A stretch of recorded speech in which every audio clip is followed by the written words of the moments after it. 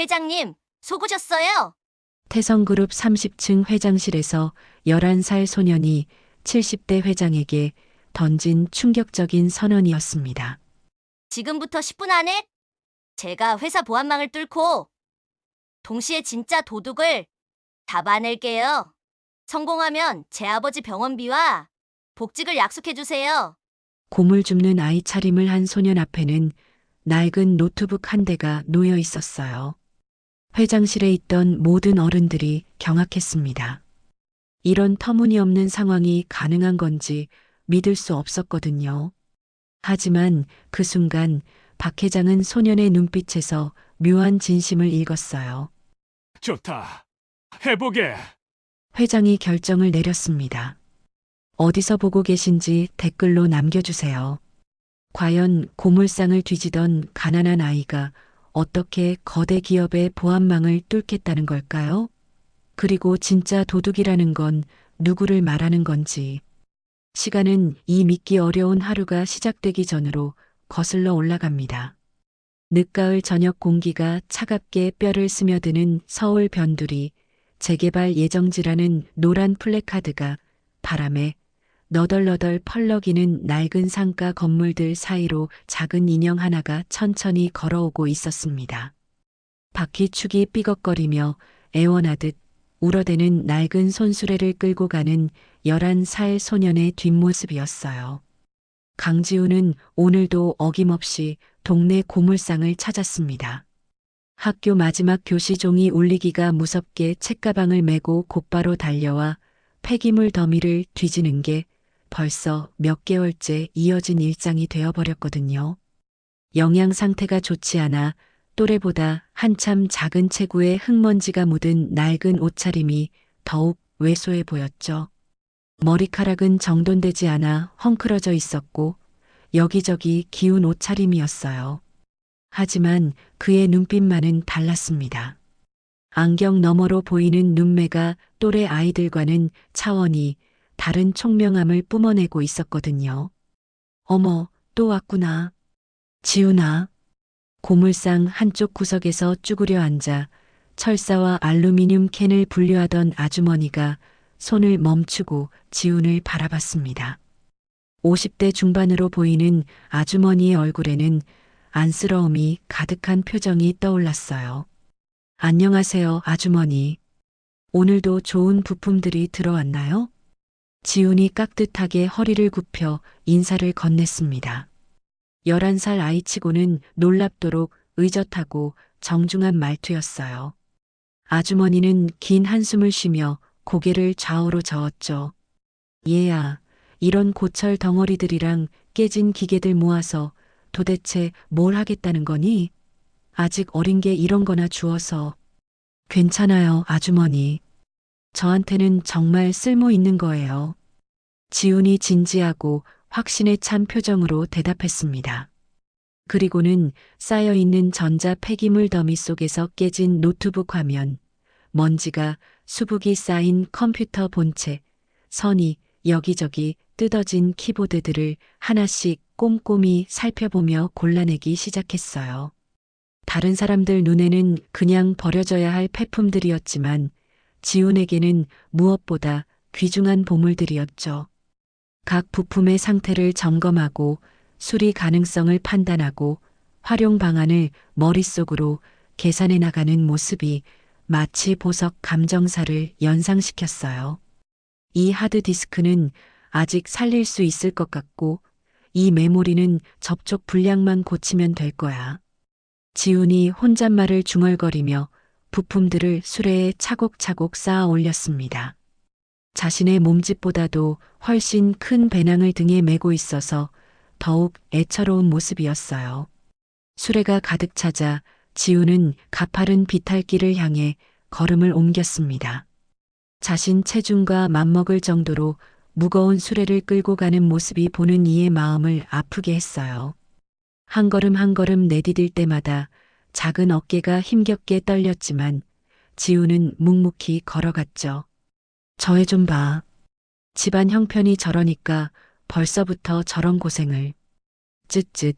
아버지가 제대로 못하니까 어린 게 벌써 폐품 수집하는 일까지 배워야 하네. 그러게 말이야. 옛날에는 그래도 괜찮은 집안이었다는데 세상 참 무섭다. 골목 입구 슈퍼마켓 앞에 플라스틱 의자를 놓고 모여 앉은 동네 아주머니들이 혀를 차며 수군거렸습니다. 동정 어린 시선들과 안타까워하는 목소리들이 지훈의 등을 따라왔지만 소녀는 아랑곳하지 않고 의연하게 걸어갔어요. 오히려 등을 더욱 꼿꼿이 펴고 당당한 걸음걸이를 유지했죠. 반지하 집이 있는 골목 어귀에 다다르자 주변 분위기가 더욱 을씨년스러워졌습니다. 습기 때문에 벽지가 곳곳에서 벗겨져 나가고 녹슨 철문들이 바람에 삐걱거리는 소리가 귓가를 괴롭혔어요. 가로등 하나 제대로 없는 어둑한 골목길에는 썩은 음식물 냄새와 하수구 냄새가 뒤섞여 코를 찔렀죠. 지우는 익숙한 손놀림으로 현관문 손잡이를 천천히 돌렸습니다. 문이 열리자마자 습기 찬 공기와 함께 독한 약 냄새가 얼굴을 때렸어요. 감기약과 소화제, 진통제들이 뒤섞인 복합적인 냄새였죠. 좁은 거실이 한눈에 들어오는 집 안에서는 거친 기침 소리가 끊임없이 들려왔습니다. 아빠 다녀왔어요. 지훈이 최대한 밝은 목소리로 인사를 건넸지만 마음 한구석에는 걱정이 가득했어요. 낡은 소파에 기대어 앉아있던 강민성이 고개를 들었습니다. 한때는 국내 최고 보안기업인 태성그룹의 보안팀장으로 승승장구하던 40대 초반의 남자였지만 지금의 모습은 그때와는 천지 차이였어요. 5년간의 고된 육체 노동과 만성적인 지병으로 인해 볼이 깊게 패여 있었고 안색은 누렇게 뜬 종이처럼 창백했어요. 거칠고 상처투성이인 손은 과거 키보드를 능숙하게 다루던 그 손이 맞나 싶을 정도로 변해 있었죠. 눈 밑은 시커멓게 그늘이 져 있었고 눈빛에는 생기라고는 찾아볼 수 없었어요. 또 고물상 갔다 온 거구나. 그러지 말라고 몇 번이나 얘기했잖아, 지훈아. 민성의 목소리는 쉬어서 갈라져 있었습니다. 아들이 이런 꾸준 일을 해야 하는 게 모두 자신의 무능 때문이라는 자책감이 깊게 펜주름 사이로 고스란히 드러났어요. 미안함과 죄책감이 뒤섞인 복잡한 감정이 얼굴 전체에 서려 있었죠. 괜찮아요, 아빠. 이번엔 정말 대박 부품들이 많았어요. 8기가 램도 있고 그래픽 카드도 생각보다 상태가 좋고요. 지훈이 환하게 웃으며 수레에서 부품들을 하나씩 꺼내 아빠에게 보였습니다. 아빠 앞에서만큼은 평범하고 천진난만한 11살 아이의 모습 그대로였어요. 하지만 그 밝은 미소 뒤에 숨겨진 깊은 속마음을 아빠는 알아차릴 수 없었죠. 민성은 아들의 해맑고 순수한 얼굴을 바라보며 가슴이 찢어질 듯한 아픔을 느꼈습니다. 5년 전 그 억울한 사건만 없었다면 지금쯤 지훈이는 학원에서 친구들과 함께 공부하고 주말엔 놀이공원에서 뛰어놀고 있었을 텐데요. 지훈아, 아빠가 어서 빨리 몸을 추스려서 다시 제대로 된 일자리를 구하면. 아빠는 푹 쉬세요. 약도 제때 드시고요. 제가 혼자서도 다 할 수 있어요. 지훈은 부품들을 두 팔에 가득 안고 자신의 방으로 향했습니다. 복도를 지나며 한 번 더 뒤돌아 아빠를 바라본 그의 눈빛에는 또래답지 않은 깊은 결의가 서려 있었어요. 지훈의 방은 작고 어두웠지만 한쪽 벽면에는 상상을 뛰어넘는 놀라운 광경이 펼쳐져 있었습니다. 각종 컴퓨터 부품들이 마치 정교한 예술작품처럼 체계적으로 조립된 고성능 서버가 자리 잡고 있었거든요. 여러 색깔의 불빛이 규칙적으로 깜빡이며 돌아가는 모습이 마치 공상과학 영화 속 우주선의 조종실을 연상시켰어요. 냉각 팬들이 조용하지만 힘차게 돌아가며 열을 식히고 있었고 각종 케이블들이 완벽한 정리 상태를 유지하고 있었죠. 누가 봐도 수십만 원은 좋게 들었을 법한 전문가 수준의 장비였는데 이 모든 게 지훈이 고물상에서 주워온 폐품들을 수리하고 조립해서 만든 것이었어요. 지훈은 오늘 새로 구해온 메모리 모듈을 조심스럽게 서버에 장착하기 시작했습니다. 11살 아이의 손이라고는 도저히 믿기 어려울 정도로 능숙하고 정확한 솜씨였어요. 정전기 방지 장갑을 끼고 나사 하나하나까지도 완벽한 힘으로 조이는 모습이 수십 년 경력의 하드웨어 전문가를 방불케 했죠. 부품 하나를 장착할 때마다 전체 시스템과의 호환성을 점검하고 발열과 전력 소비까지 계산하는 세심함이었어요. 컴퓨터가 부팅되자 방 안의 여러 모니터에 검은 화면이 하나둘씩 켜지기 시작했습니다. 그리고 하얀 글자들이 폭포수처럼 빠르게 스쳐 지나가기 시작했어요. 일반인이라면 눈이 어지러울 정도의 속도였지만 지훈은 그 모든 정보를 실시간으로 읽어내고 있었죠. 바로 그 순간이었습니다. 지훈의 눈빛이 완전히 달라졌어요. 평소에 순진하고 어린아이다운 모습은 온데간데 없고 예리하고 집중된 카리스마가 온몸에서 뿜어져 나왔습니다. 마치 완전히 다른 사람으로 변신한 것 같았어요. 날카로운 시선으로 화면을 응시하는 모습에서는 나이를 가늠할 수 없는 깊이와 위압감이 느껴졌죠. 화면에는 태성그룹 보안 시스템 종합 분석 프로젝트라는 제목의 폴더가 열려 있었습니다. 그 안에는 5년 전 아빠가 억울하게 연루되었던 대규모 해킹 사건의 모든 기록들이 치밀하고 체계적으로 정리되어 있었어요. 지훈은 아빠 몰래 몇 개월째 그 사건을 재조사하고 있었습니다. 어린 나이에도 불구하고 본능적으로 그리고 논리적으로 확신하고 있었거든요. 아빠가 억울한 누명을 쓰고 하루아침에 나락으로 떨어졌다는 것을 말이에요. 당시 보안 기록을 시계열로 분석해보면 분명히 내부자의 소행이야. 그것도 아주 고위층에. 지훈이 키보드를 리드미컬하게 두드리며 중얼거렸습니다. 복잡한 해킹 추적 코드와 보안 분석 프로그램들이 화면을 빼곡히 메워나갔어요. 대학교 컴퓨터공학과 대학원생도 이해하기 어려운 전문적인 내용들이었지만 지훈에게는 하나하나가 명확하고 구체적인 단서들이었죠. 거실에서는 여전히 아빠의 거칠고 메마른 기침 소리가 계속 들려왔습니다. 병원비와 약값도 제대로 낼 수 없어 병세는 나날이 악화되고 있는 상황이었어요. 지훈은 잠시 타이핑하던 손을 멈추고 작은 주먹을 꽉 쥐었습니다. 11살 아이의 작은 얼굴에 또래 아이들에게서는 절대 찾아볼 수 없는 깊고 단단한 결심이 서렸죠. 반드시 찾아내고 말 거야. 아빠를 이렇게 만든 진짜 범인을. 그리고 모든 걸 되돌려 놓을 거야.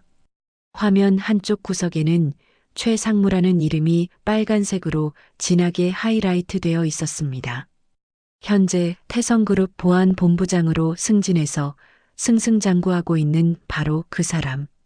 과거에는 아빠의 부하 직원이었던 그 배신자 말이에요. 지훈은 다시 키보드 위에 가느다란 손가락을 올렸습니다. 밤이 깊어갈수록 그의 눈빛은 더욱 예리하게 빛났어요. 가난한 반지하 방에서 고물로 만든 초라한 서버로 거대한 대기업의 어둠과 부정의에 맞서는 11살 소년. 그 누구도 알지 못하고 상상조차 할 수 없는 그의 진짜 정체였습니다. 창밖으로는 차가운 가을 바람이 휘익 불어와 낡은 창문을 흔들어댔습니다.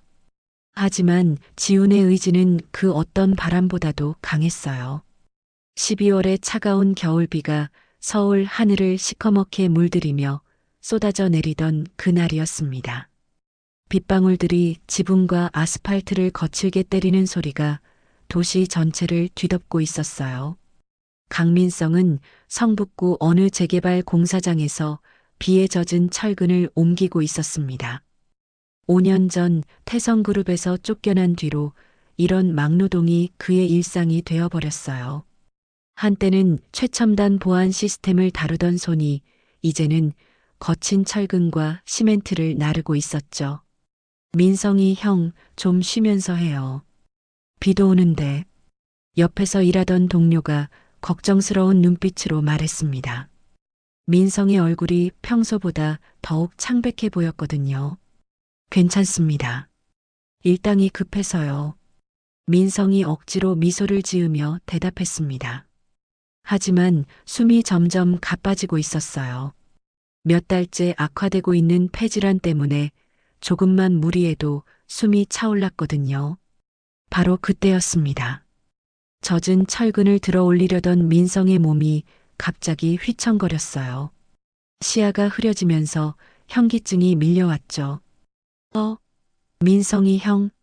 동료의 다급한 외침이 공사장에 울려 퍼졌습니다. 민성이 철근 더미 사이로 쓰러져 버렸거든요. 날카로운 철근 모서리가 그의 등과 다리를 깊게 찔렀어요. 빨리 119 불러. 피가 너무 많이 나와. 공사장이 순식간에 아수라장이 되었습니다. 빗물과 뒤섞인 붉은 피가 바닥으로 흘러내렸어요. 한편 학교에서 돌아온 지우는 집에 아빠가 없다는 걸 알았습니다. 평소 같으면 이 시간에는 집에 와 있을 텐데요. 불안한 마음이 들기 시작했어요. 핸드폰이 울렸습니다. 모르는 번호였죠. 여보세요? 강민성 씨 아들분이신가요? 네, 맞는데요. 서울대병원 응급실입니다. 아버님이 사고를 당하셔서. 지훈의 손에서 핸드폰이 떨어질 뻔했습니다. 온몸에 찬물을 끼얹은 듯한 충격이 밀려왔어요. 병원 응급실은 온갖 냄새와 소음으로 가득했습니다. 소독약 냄새와 혈액 냄새가 코를 찔렀고 환자들의 신음소리가 귓가를 맴돌았어요. 중환자실 앞에 선 지우는 유리창 너머로 산소 마스크를 쓰고 누워있는 아빠를 바라봤습니다. 각종 의료기기들이 아빠의 몸에 연결되어 있었고 생체 신호를 나타내는 모니터가 규칙적으로 깜빡이고 있었죠. 환자분 보호자이신가요? 하얀 가운을 입은 의사가 지훈에게 다가왔습니다. 40대 중반으로 보이는 남성이었어요. 네, 아들입니다. 지훈이 최대한 침착하게 대답했습니다. 하지만 목소리가 떨리고 있었어요. 외상도 심하지만 더 큰 문제는 폐질환이 급속도로 악화된 겁니다. 수술을 해야 하는 상황입니다. 의사가 차트를 보며 설명을 이어갔어요. 다행히 응급수술은 가능하지만 이후 치료와 회복 과정이 만만치 않을 것 같습니다. 특수 약물 치료도 필요하고 회복 기간도 상당히 길어질 예정이에요. 지우는 의사의 말을 들으며 가슴이 답답해졌습니다. 수술비와 치료비, 입원비까지 생각하니 막막했거든요. 혹시 비용은 얼마나 들까요? 전체 치료비는 대략 1,000만 원 정도 예상됩니다. 건강보험이 적용되지만 특수 약물이나 개인 병실 사용료 등은 별도고요. 지우는 아빠 지갑에서 통장을 꺼내 확인해 봤습니다. 잔고는 고작 10만 원이 채 안 되었어요. 5년간 병원비와 생활비로 모든 걸 다 써버린 상태였죠. 지금 당장은 응급수술을 진행하겠지만 이후 치료비 문제는 보호자분이 해결하셔야 합니다. 의사의 표정이 심각했습니다. 하지만 지금 당장은 아빠의 생명이 우선이라는 걸 누구보다 지훈이 잘 알고 있었어요. 집으로 돌아온 지훈은 방 안에서 무릎을 꿇고 앉았습니다. 11살 아이에게는 너무나도 큰 짐이었어요. 아빠 없이는 아무것도 할 수 없는 자신이 원망스러웠죠. 그때 거실 텔레비전에서 나오는 소리가 귀에 들려왔습니다. 태성그룹의 완벽한 보안 시스템 덕분에 올해도 해킹 사고는 단 한 건도 발생하지 않았습니다. 지훈이 고개를 들어 텔레비전 화면을 바라봤습니다. 익숙한 얼굴이 화면에 나타났어요. 최상무였습니다. 기름진 얼굴에 포마드로 넘긴 머리, 고급스러운 정장을 입고 거만한 미소를 짓고 있는 모습이었어요. 저희 태성그룹 보안본부는 5년 전 있었던 불미스러운 사건을 교훈 삼아 더욱 강화된 보안 체계를 구축했습니다. 최 상무가 카메라를 향해 자신만만하게 말했습니다. 마치 자신이 모든 것의 영웅인 양 행동하고 있었어요. 그 사건의 진짜 범인은 이미 회사에서 추방되었고 현재는 저희가 완벽하게 관리하고 있습니다. 지훈의 주먹이 저절로 꽉 쥐어졌습니다. 진짜 범인은 바로 저 자신이면서도 아빠에게 모든 죄를 뒤집어 씌운 비열한 인간이었거든요. 기억이 떠올랐습니다. 몇 년 전 아빠가 술에 취해 울부짖던 그 밤의 일이었어요. 나는 결백해. 정말 결백하다고. 민성이 소주병을 들고 중얼거리며 눈물을 흘리던 모습이었습니다. 지우는 방문 틈 사이로 그 모습을 지켜봤었어요. 상무, 그놈이 모든 걸 조작했어. 내가 해킹을 했다고, 기밀을 유출했다고. 아빠의 목소리는 절망으로 가득했었습니다. 억울함과 분노가 뒤섞인 채로 밤새도록 울고 있었죠. 지훈이만 없었다면 차라리 죽었을 텐데. 그 말을 들은 지훈은 가슴이 찢어지는 듯한 아픔을 느꼈었어요. 아빠가 자신 때문에 살아가고 있다는 걸 그때 깨달았거든요. 텔레비전 화면 속의 최 상무는 여전히 거만한 미소를 짓고 있었습니다. 앞으로도 태성그룹은 최첨단 보안 기술로 고객들의 신뢰를 지켜나가겠습니다. 기자가 질문을 던졌습니다. 5년 전 사건의 진범은 현재 어떻게 지내고 있나요? 그런 배신자는 당연히 나락으로 떨어졌죠. 지금쯤 길거리에서 구걸이나 하고 있을 겁니다. 최 상무가 비웃으며 대답했습니다. 그 순간 지훈의 온몸에 분노가 치밀어 올랐어요. 아빠는 지금 병원에서 생사를 오가고 있는데 진짜 범인은 저렇게 잘 나가며 살고 있다니. 이런 부정의가 어떻게 가능한 건지 이해할 수 없었어요. 지훈은 자신의 방으로 들어가 컴퓨터 앞에 앉았습니다. 며칠째 꺼져 있던 고물 서버에 전원을 넣었어요. 팬들이 돌아가는 소리와 함께 불빛들이 하나씩 켜지기 시작했죠. 화면에 로그인 창이 떴습니다. 지훈은 키보드에 손가락을 올렸어요.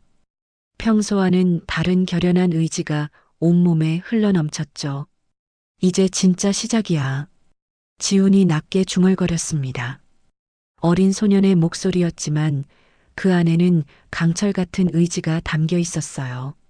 아빠를 구하기 위해서, 그리고 5년간 억울하게 당한 모든 것들을 되돌리기 위해서 지훈은 자신의 진짜 실력을 세상에 보여줄 준비를 하고 있었습니다. 창밖으로는 여전히 차가운 겨울비가 내리고 있었어요. 하지만 지훈의 마음속에는 이제 뜨거운 불길이 타오르고 있었죠. 그 누구도 꺼뜨릴 수 없는 복수의 불꽃이었습니다. 서버의 모든 시스템이 가동되자 방안이 환해졌습니다. 지훈의 눈빛도 그 빛만큼이나 밝고 날카롭게 빛나고 있었어요. 진짜 전쟁이 시작된 것입니다. 새벽 3시 병원 중환자실의 차가운 형광등 불빛이 지훈의 창백한 얼굴을 비추고 있었습니다. 산소 마스크를 쓴 채 의식을 잃고 누워있는 아빠의 모습이 점점 더 초라해 보였어요. 생체 신호 모니터에서 나오는 삐삐 소리가 불규칙해지기 시작했습니다. 혈압이 계속 떨어지고 있었고 맥박도 약해지고 있었어요. 보호자분, 간호사가 다급하게 지훈을 불렀습니다. 지금 당직이가 오고 계시니까 잠시만 기다려보세요. 몇 분 후 피곤해 보이는 당직 의사가 나타났습니다. 40대 후반으로 보이는 남성이었는데 표정이 심각했어요. 환자 상태가 급격히 악화되고 있습니다. 폐에 물이 차면서 호흡 곤란이 심해지고 있어요. 의사가 차트를 들여다보며 말했습니다. 당장 수술을 하지 않으면 오늘 밤을 넘기기 힘들 것 같습니다. 지훈의 온몸에 소름이 돋았습니다. 아빠를 잃을지도 모른다는 현실이 눈앞에 다가온 것이었어요. 선생님, 정말 위험한 건가요? 네. 더 이상 미룰 수 없는 상황입니다. 의사가 안타까운 표정으로 말하고 사라졌습니다. 지우는 중환자실 유리창에 이마를 대고 서 있었어요. 차가운 유리 너머로 아빠의 고통스러워 보이는 모습이 보였죠. 가슴이 찢어지는 것 같았습니다. 아빠, 작은 목소리로 중얼거리며 눈물을 닦았어요. 울고 있을 시간이 없었습니다. 뭔가 해야 했어요. 지우는 병원을 나와 지하철역으로 향했습니다. 새벽 첫 차를 타고 강남으로 가야 했어요. 태성그룹 본사가 있는 곳이었죠. 지하철 안에서 지우는 스마트폰으로 태성그룹 홈페이지를 찾아봤습니다. 최상무의 프로필 사진이 화면에 떠올랐어요. 보안본부장이라는 직책이 적혀 있었죠. 오전 8시쯤 강남역에 도착한 지우는 고층 빌딩들이 즐비한 거리를 걸었습니다. 출근 시간이라 사람들이 바쁘게 오가고 있었어요. 가난한 변두리와는 완전히 다른 세계였죠. 태성그룹 본사 건물은 30층짜리 유리 마천루였습니다. 웅장하고 화려한 모습이 지금의 지훈에게는 거대한 성벽처럼 느껴졌어요. 건물 로비로 들어서자 눈부시게 반짝이는 대리석 바닥과 황금색 장식들이 눈에 들어왔습니다. 천장은 몇 층 높이만큼 뚫려 있었고 샹들리에가 화려하게 매달려 있었어요. 하지만 지훈의 모습은 이 고급스러운 공간과 전혀 어울리지 않았습니다. 며칠째 제대로 씻지도 못한 채 입고 있는 낡은 옷차림과 밤새 눈물을 흘려서 빨갛게 부어오른 눈이었거든요. 안내 데스크에 앉아있던 직원이 지훈을 경계하는 눈빛으로 바라봤습니다. 20대 중반으로 보이는 여성이었는데 완벽하게 화장을 하고 있었어요. 지훈은 로비 한쪽 의자에 앉아서 기다리기 시작했습니다. 출근 시간인 9시가 되면 최상무가 나타날 거라고 생각했거든요. 오전 9시 10분쯤 로비 한쪽에 있던 고급 엘리베이터에서 익숙한 인물이 내려왔어요. 최상무였습니다. 고급스러운 네이비색 맞춤 정장을 입고 이탈리아산 구두를 신고 있었어요. 머리는 포마드로 완벽하게 뒤로 넘겨져 있었고 금태 안경이 번들거렸죠. 몇 명의 부하 직원들이 그를 호위하며 따라오고 있었습니다. 지우는 순간 온몸이 굳어버렸습니다. 5년 동안 찾고 있던 그 사람이 바로 눈앞에 있었거든요. 상무님, 지훈이 최상무를 향해 뛰어갔습니다. 로비에 있던 사람들의 시선이 일제히 지훈에게 쏠렸어요. 상무님, 잠깐만요. 최상무가 걸음을 멈추고 지훈을 내려다봤습니다. 귀찮다는 표정이 얼굴에 그대로 드러났어요. 뭐야, 이 애는? 우리 아빠요. 강민성 아저씨 아시죠? 지훈이 숨을 헐떡이며 말했습니다. 최상무의 표정이 순간 변했어요. 5년 전에 그 사건이 떠올랐거든요. 강민성? 그 배신자 말이야? 아빠는 배신자가 아니에요. 누명이었다고요. 지훈이 목소리를 높여 외쳤습니다. 주변에서 구경하던 사람들이 수군거리기 시작했어요. 상무님, 제발 우리 아빠 누명 벗겨주세요. 아빠가 지금 죽어가고 있어요. 지훈이 최상무의 정장 소매를 잡고 매달렸습니다. 절망적인 상황에서 나온 간절한 호소였어요.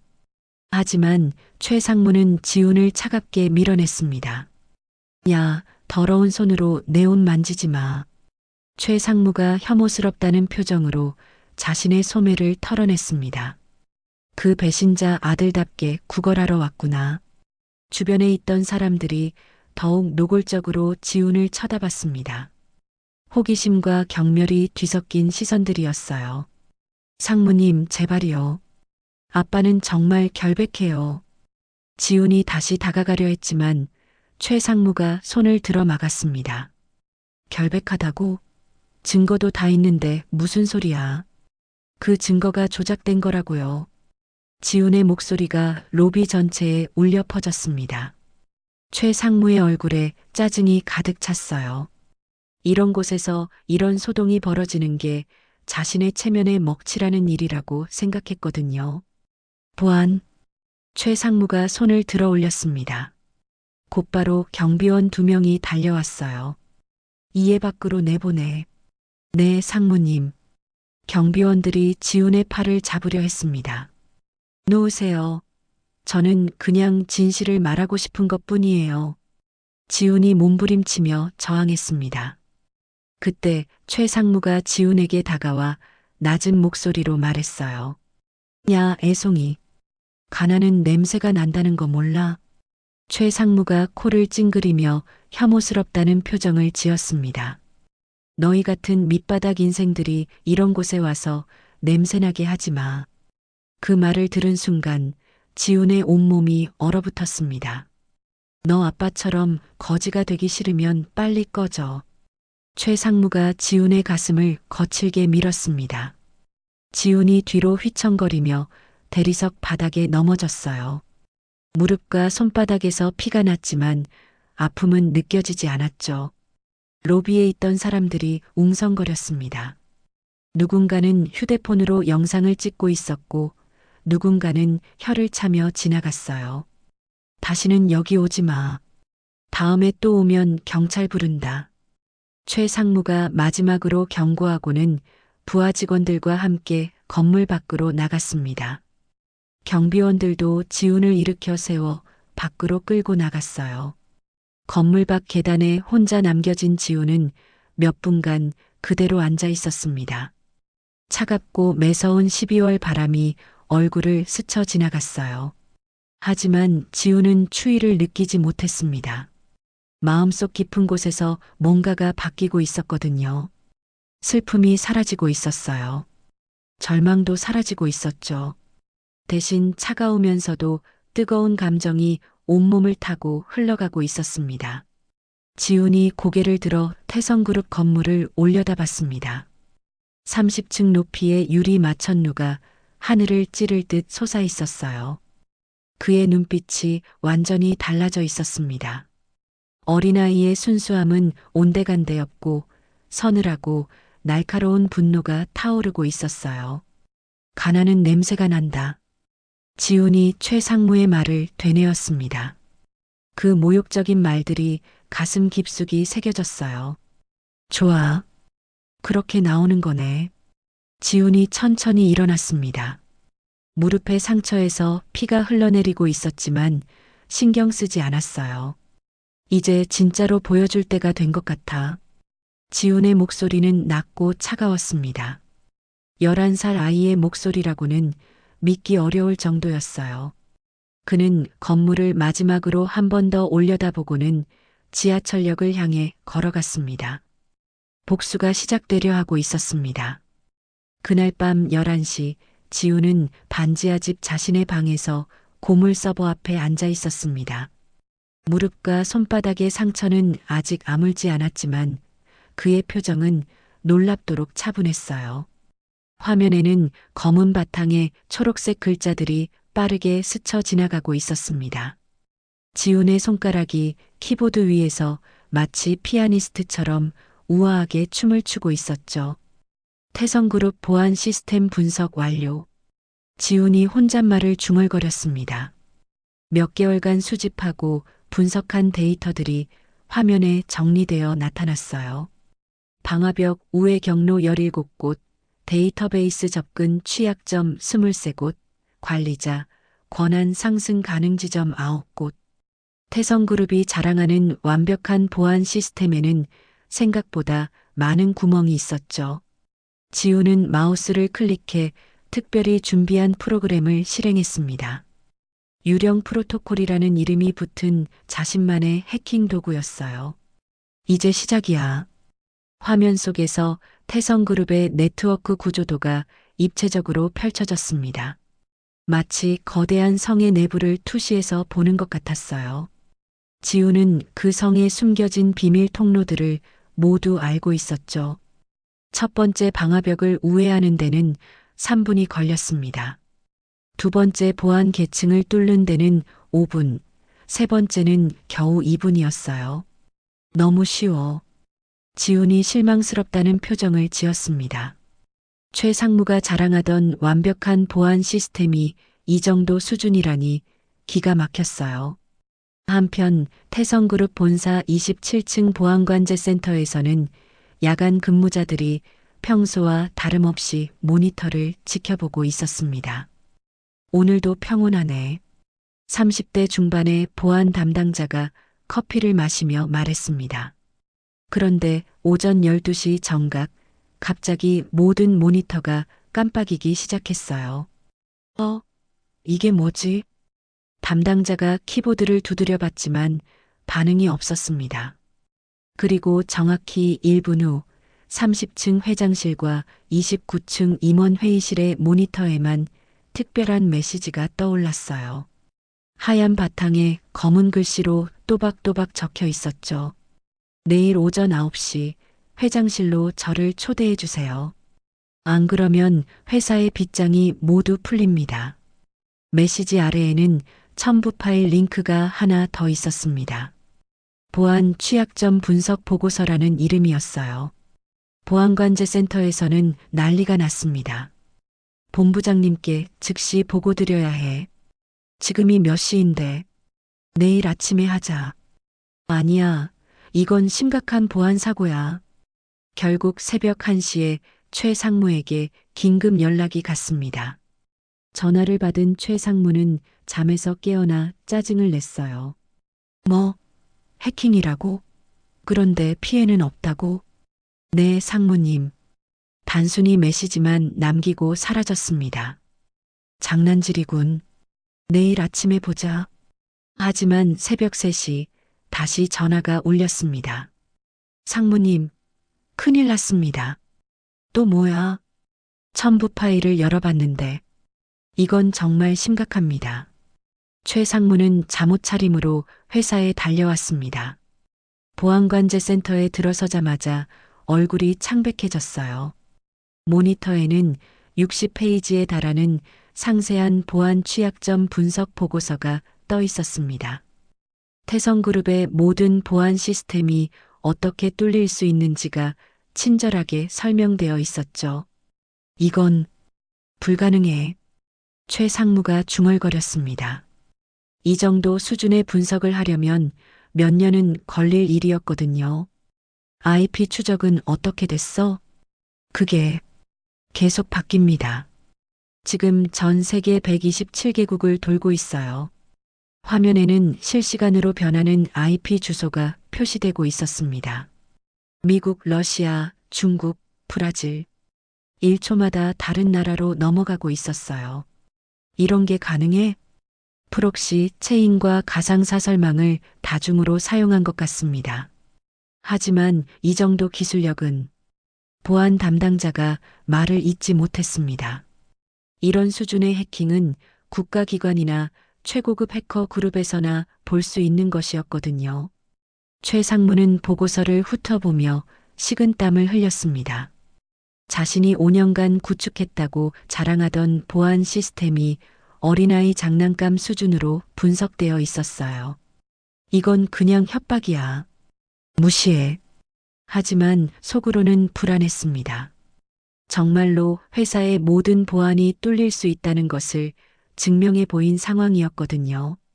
새벽 5시 박 회장의 비서에게 연락이 갔습니다. 회장님께 즉시 보고 드려야 할 일이 발생했습니다. 평소 새벽 6시에 출근하는 박 회장은 30분 일찍 회사에 도착했어요.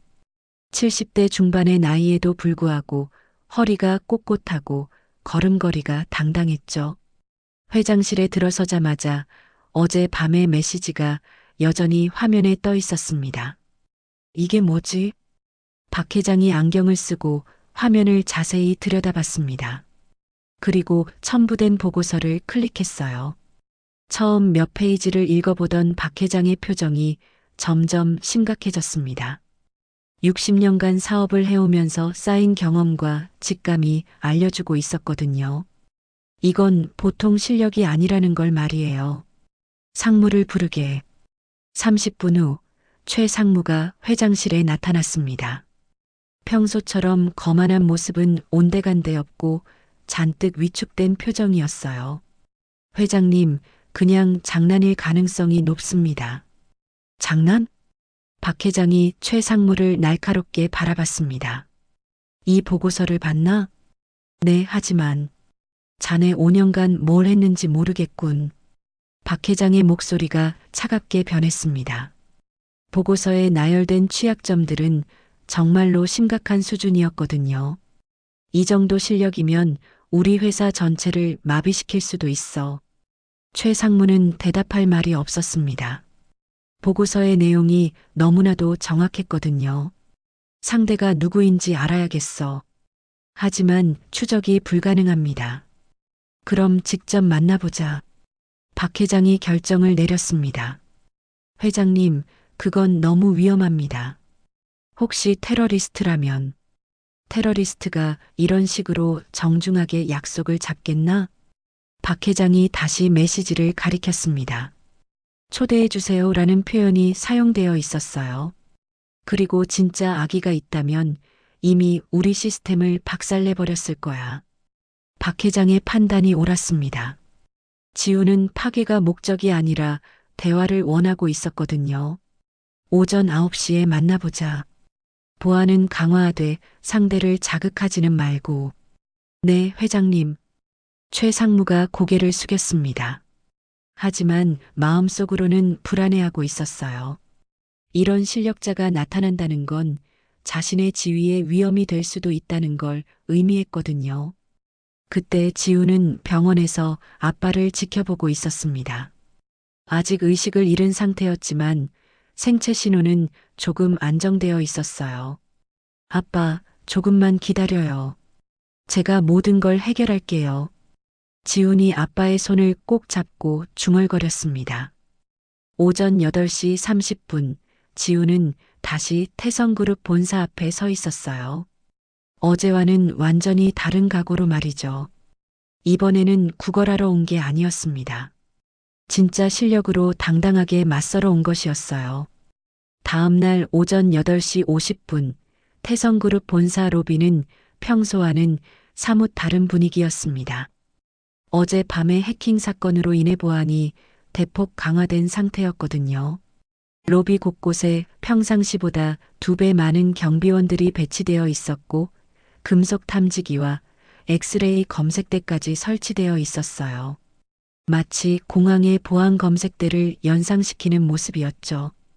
그런 삼엄한 경계 속에서 11살 소년 하나가 조용히 걸어 들어왔습니다. 강지훈이었어요. 어제와 똑같은 낡은 옷차림이었지만 뭔가 달랐습니다. 걸음걸이부터가 어제의 절망적인 모습과는 완전히 달랐거든요. 어깨를 꼿꼿이 펴고 당당하게 걸어오는 모습이었어요. 등에는 자신의 몸짓만 한 낡고 해진 배낭을 메고 있었습니다. 배낭이 상당히 무거워 보였지만 지훈은 전혀 힘들어하는 기색이 없었어요. 안내데스크 직원이 지훈을 알아보고 깜짝 놀랐습니다. 어제 그 아이네. 보안팀에 연락해야겠어. 하지만 지훈이 먼저 말을 걸었어요. 박 회장님과 오전 9시에 약속이 있습니다. 뭐라고요? 직원이 어이없다는 표정을 지었습니다. 어제 구걸하러 왔던 아이가 회장과 약속이 있다니 말도 안 되는 소리였거든요. 하지만 확인 전화를 걸어본 결과는 놀라웠습니다. 정말로 회장실에서 그 아이를 올라오라고 지시가 내려온 것이었어요. 30층 회장실로 향하는 고급 엘리베이터 안에서 지우는 자신의 모습을 거울에 비춰봤습니다.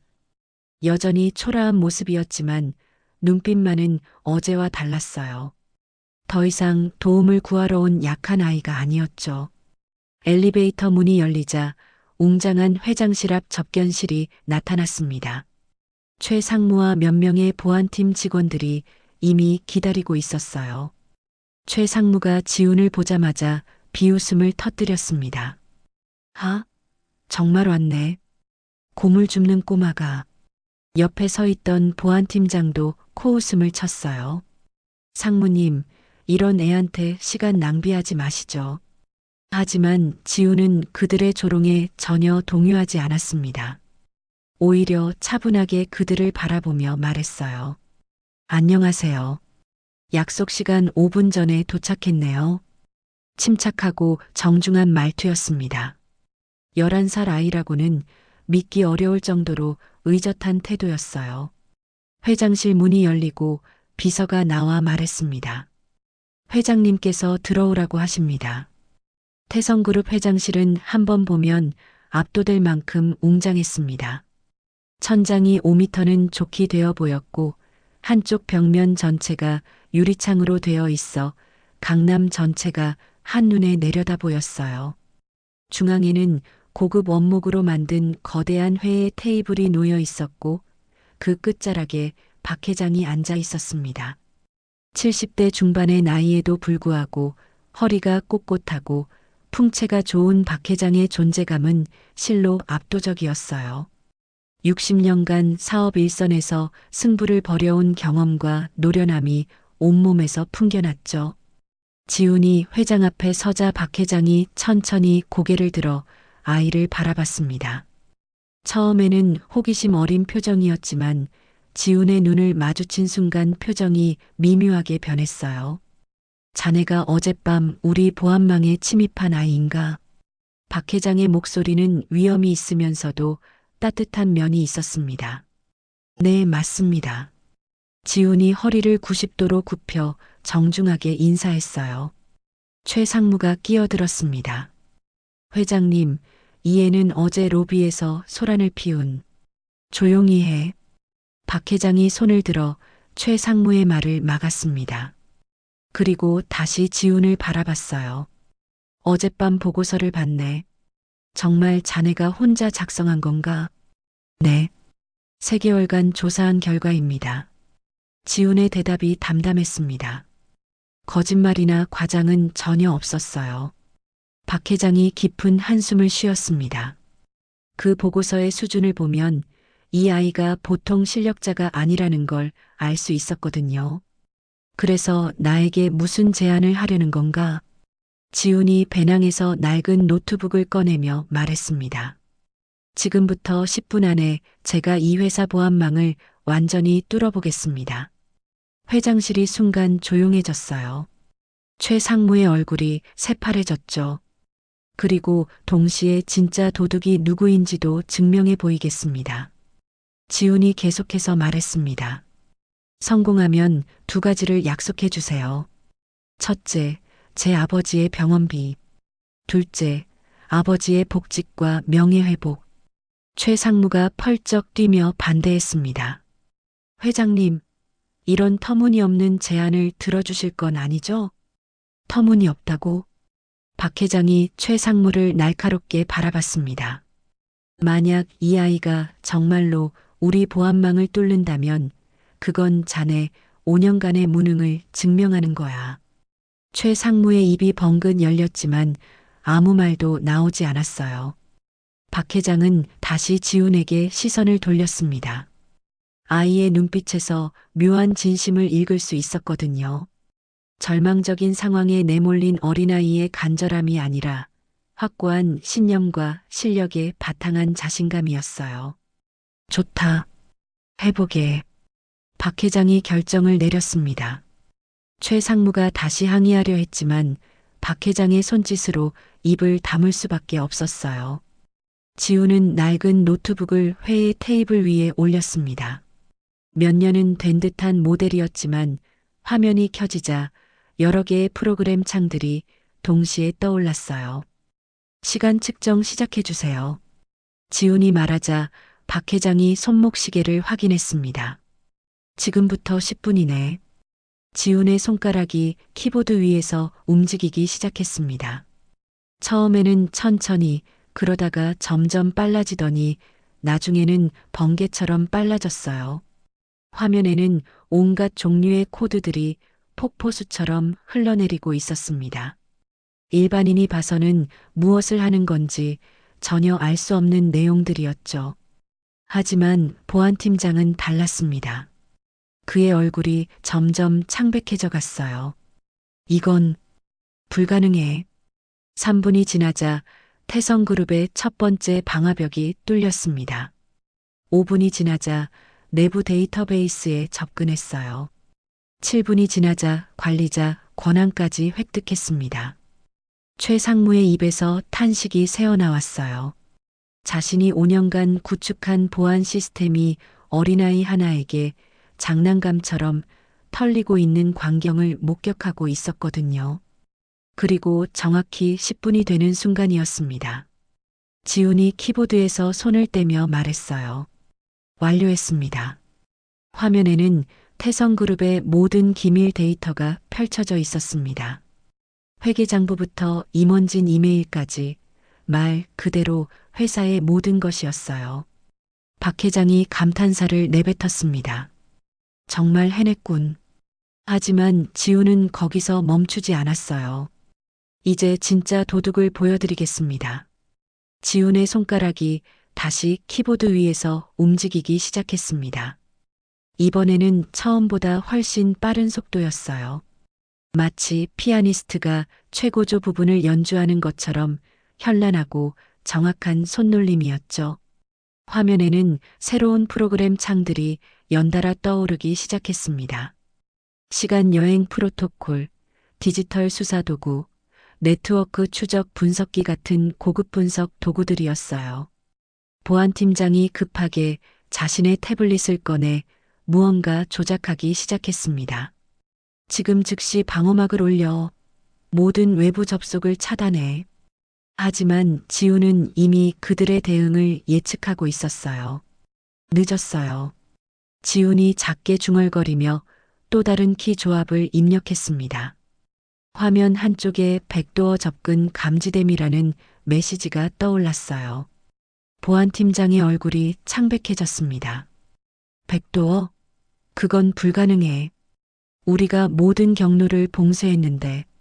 모든 경로요? 지훈이 고개를 돌려 보안팀장을 바라봤습니다.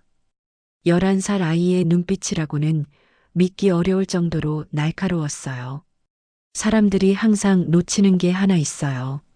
정문으로는 못 들어가도 개구멍으로는 들어갈 수 있거든요. 지훈의 화면에는 태성그룹 네트워크의 입체 구조도가 떠올라 있었습니다. 그 안에서 아주 작고 은밀한 통로 하나가 빨간색으로 강조되어 있었어요.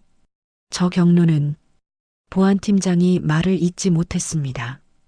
5년 전 시스템 구축 당시 임시로 만들어놨다가 깜빡 잊고 방치한 관리자 전용 백도어였거든요. 최 상무가 다가와 화면을 들여다봤습니다. 그런 통로는 없어.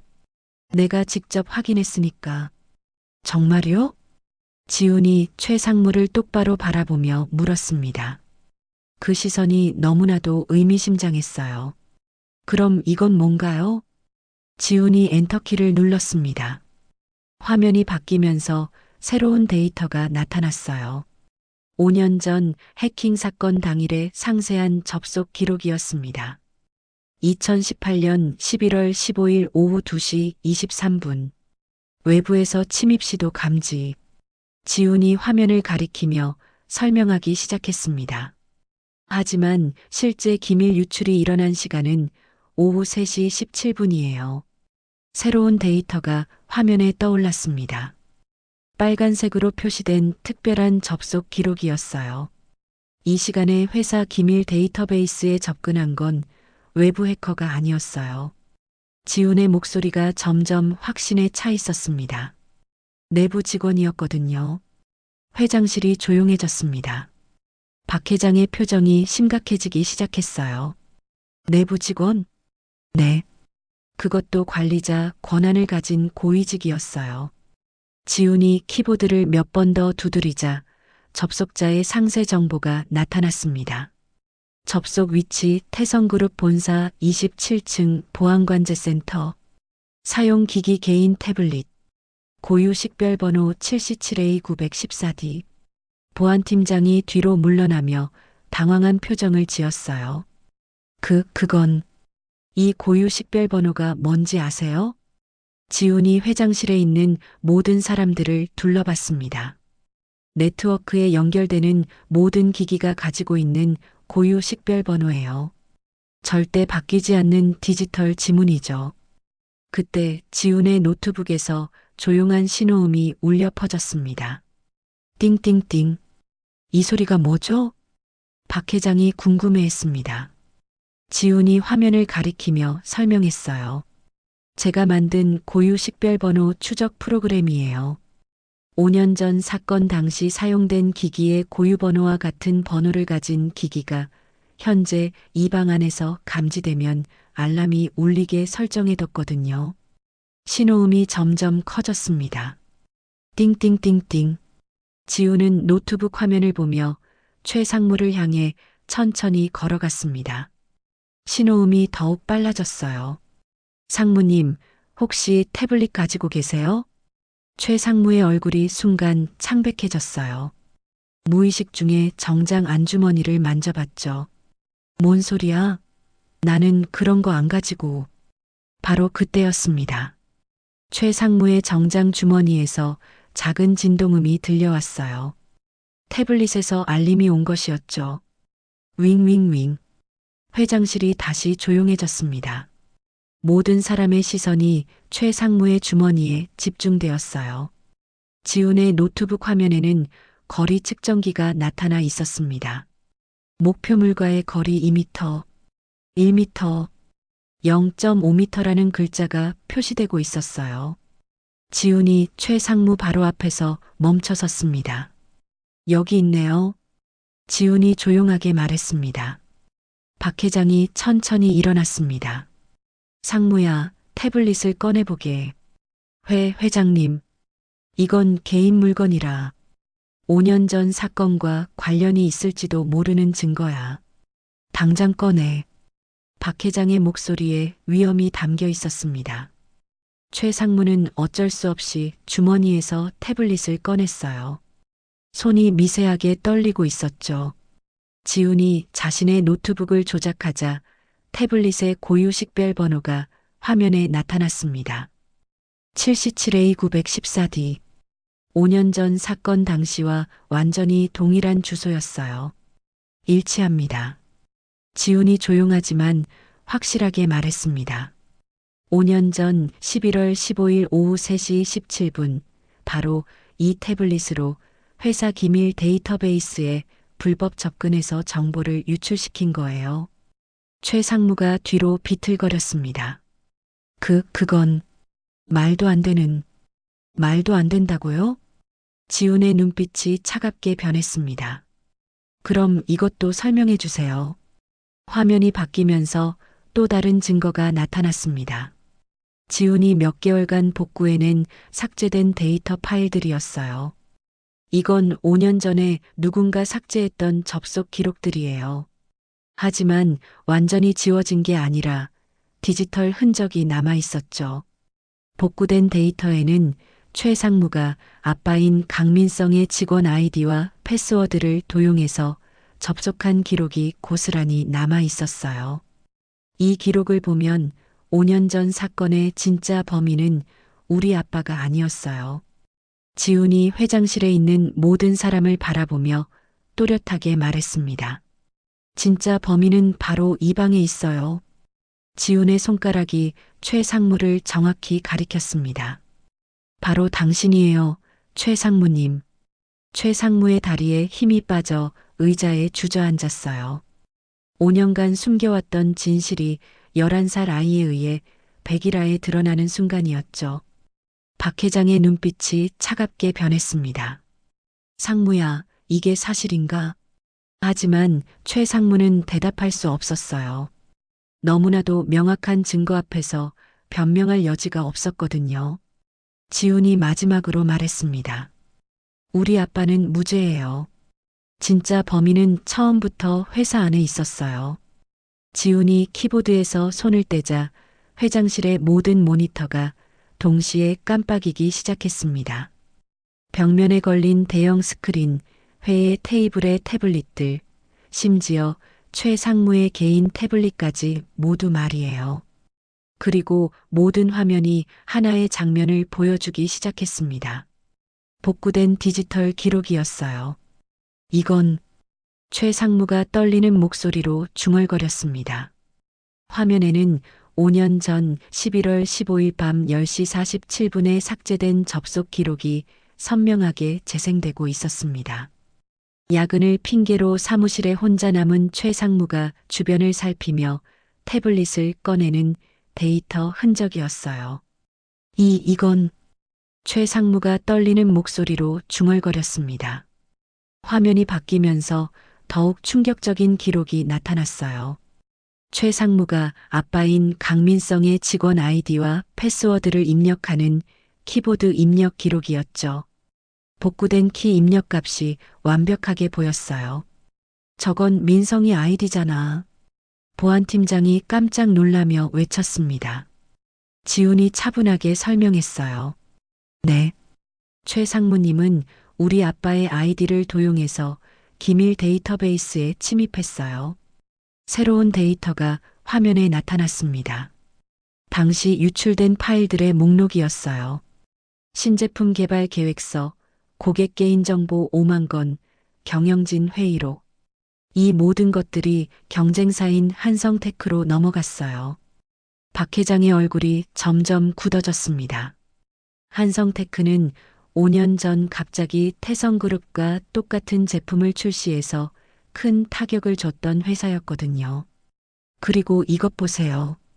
지훈이 또 다른 파일을 열었습니다. 복구된 은행 거래 내역이었어요. 사건 발생 3일 후 최 상무님의 비밀 계좌로 3억 원이 입금됐어요. 송금인은 한성테크의 김 사장이고요. 최 상무의 다리가 후들거렸습니다. 의자에 붙잡고 있지 않았다면 그대로 쓰러졌을 거예요. 이건 조작이야. 이 모든 게 조작이라고. 최 상무가 갑자기 고함을 지르며 일어났습니다.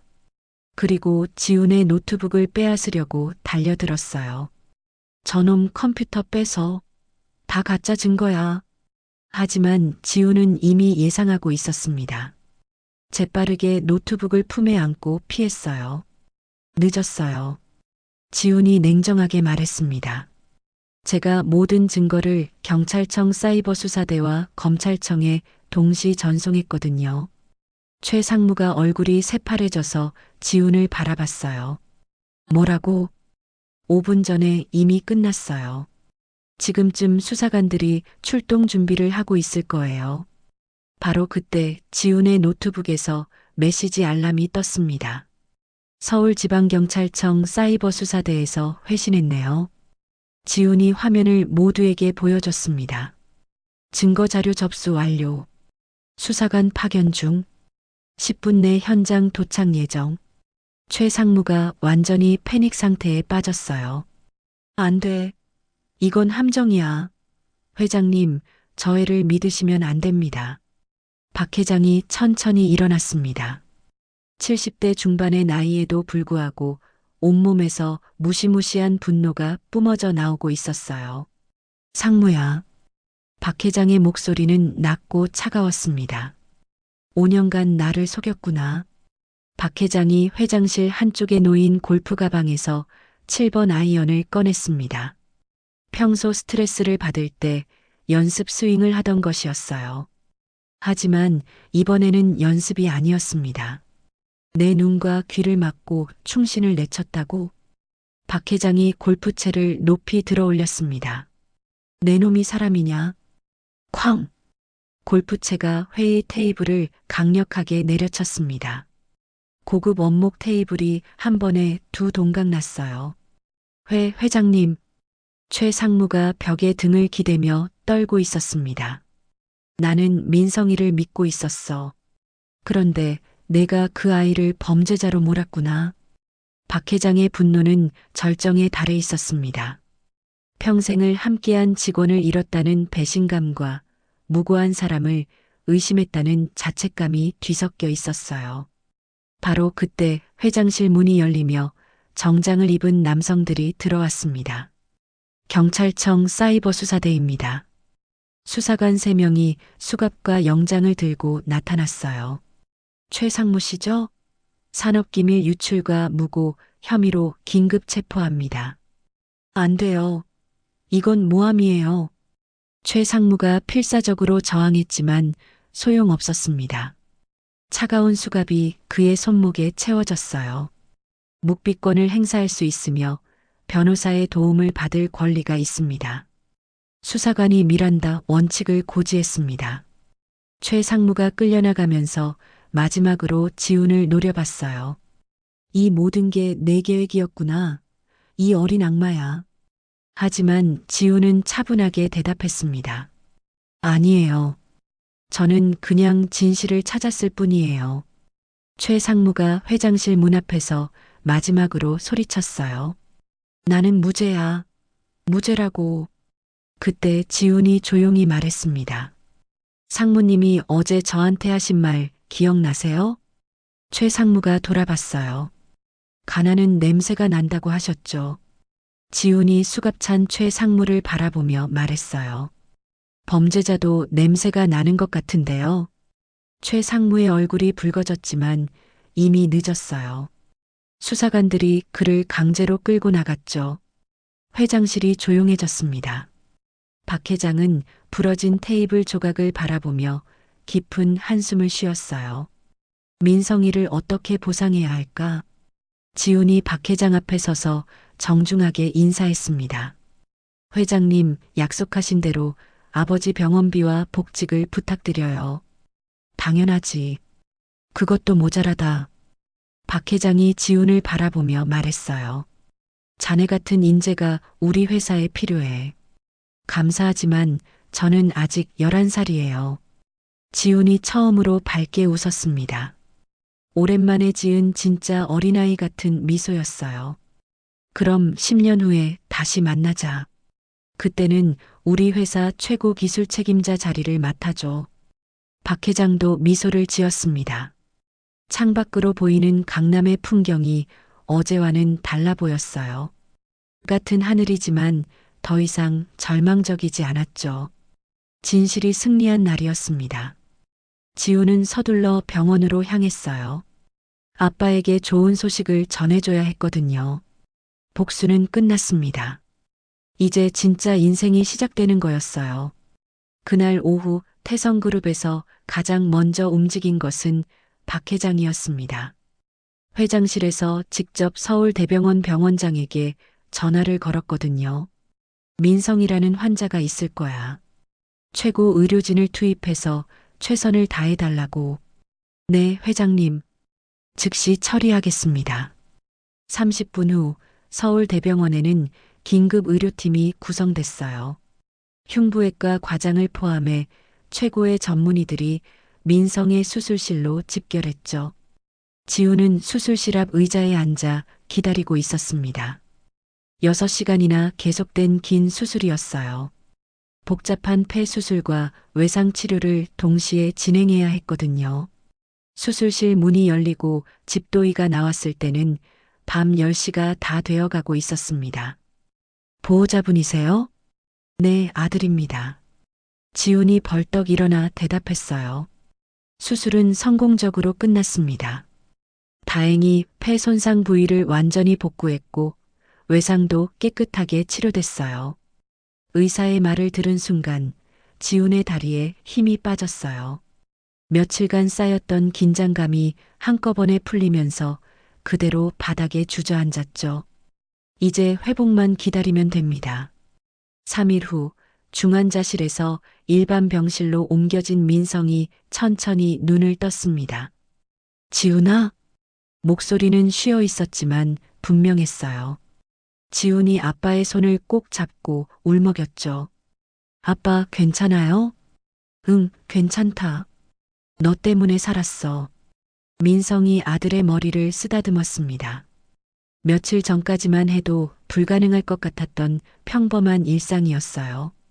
그때 병실 문이 열리고 예상치 못한 인물이 들어왔습니다. 박 회장이었어요. 70대 노인이 정중하게 허리를 굽혀 인사를 건넸습니다. 민성이. 회장님? 민성이 깜짝 놀라며 일어나려 했지만 박 회장이 손으로 말렸어요. 움직이지 말게. 아직 몸이 완전히 회복되지 않았잖아. 박 회장이 병실 의자에 앉으며 말했어요. 자네 아들이 자네를 살리고 우리 회사를 살렸네. 박 회장의 목소리에는 진심 어린 미안함이 담겨 있었습니다. 5년간 정말 미안했어. 내가 상무의 말만 믿고 자네를 의심했구나. 박 회장이 민성의 손을 꼭 잡았어요. 용서해 줄 수 있겠나? 민성의 눈가가 촉촉해졌습니다. 5년간 억눌렀던 감정이 한꺼번에 올라왔거든요. 회장님, 저는 원망 같은 건 없었어요. 그런 말하지 말게. 내가 잘못했어. 박 회장이 고개를 숙였습니다. 60년간 사업을 하면서 이렇게 고개를 숙인 적이 몇 번이나 있었을까요? 복직은 물론이고 이사 직급으로 올려줄게. 그리고 그동안의 피해 보상도 충분히 하겠어. 지훈이 박 회장에게 정중하게 인사했어요. 감사합니다, 회장님. 고마워할 건 나야. 자네가 아니었다면 우리 회사는 계속 썩어갔을 거거든. 1년이 흘렀습니다.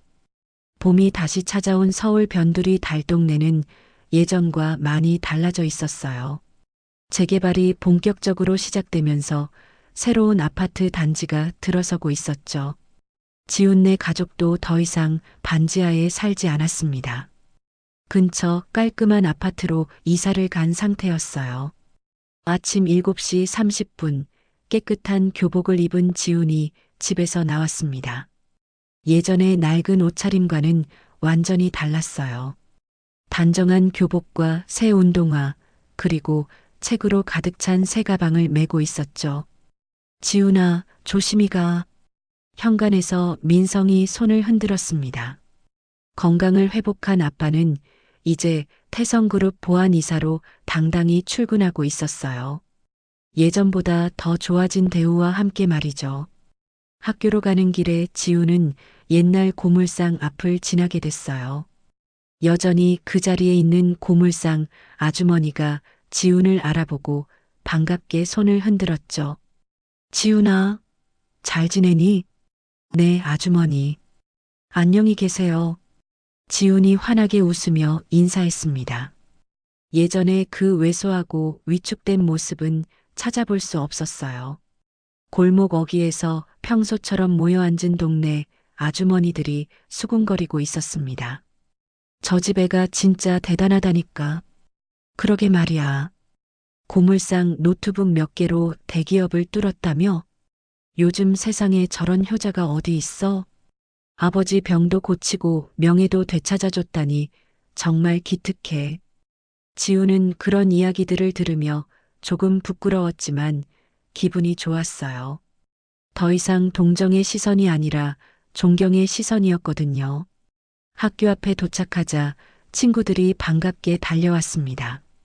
지훈아, 어제 숙제 다 했어? 당연하지. 같이 가자.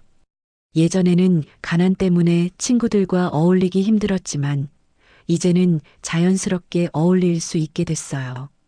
마음의 여유가 생겼거든요. 교실에 들어가며 지우는 창밖을 바라봤습니다. 파란 하늘과 하얀 구름이 평화롭게 흘러가고 있었어요. 방과 후 집으로 돌아가는 길에 지우는 아빠와 마주쳤습니다.